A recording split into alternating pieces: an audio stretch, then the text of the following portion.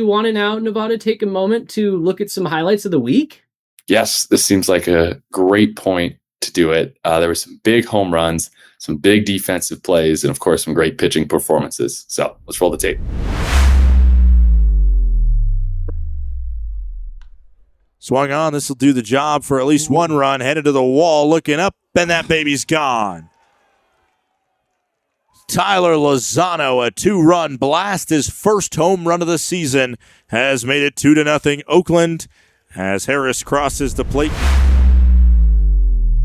To some degree, and it's just electrifying. Swing and a miss as Lambert strikes out the side and ends this contest. We head to the postgame show.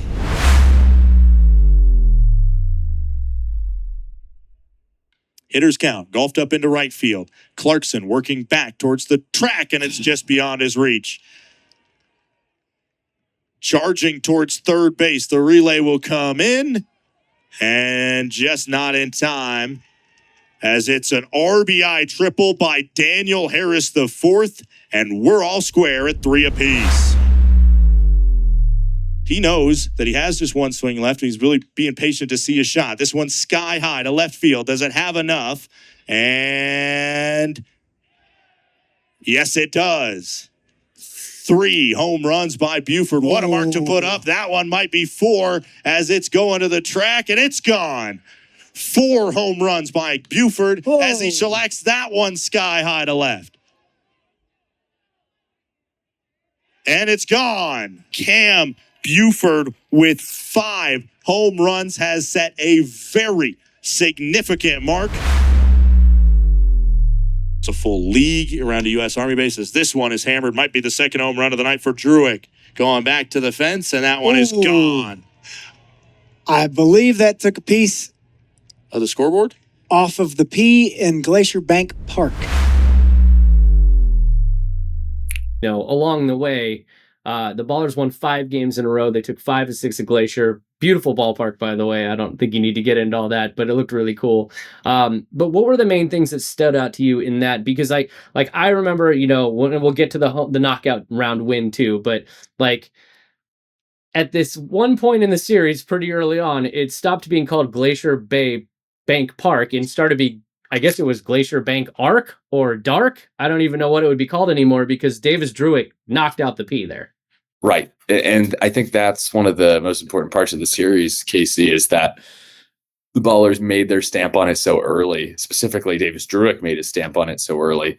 It was in the first inning of that game, or it might have been a 6th inning homer. Either way, he hit 2 2-run homers in that ball game, and one of them knocked out the bottom of the P. There's this video board out in left center field at now Glacier Bank Dark. And above the video board, it says Glacier Bank Park, or at least it said that in blue lettering, and he knocks the plastic out from the P, the bottom of the P, the tail of the P, whatever you want to call it. And it was from that moment the Ballers win that game 12-2. They got a great Luke Short start. Again, the bullpen was phenomenal. And yeah, Davis Drewek just is playing some unbelievable baseball right now. He's on a 12-game hit streak. He's one of the best hitters, tied for second in the Pioneer League in home runs, and he's driving in a ton of runs as well.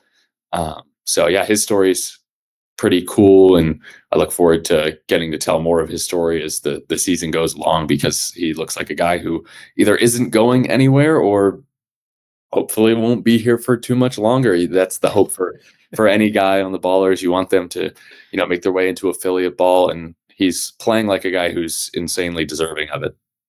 Yeah, it's funny the paradox you just came up with. You either hope they play their way off the team or they play well enough that they just stay on the team and we get to have him much longer.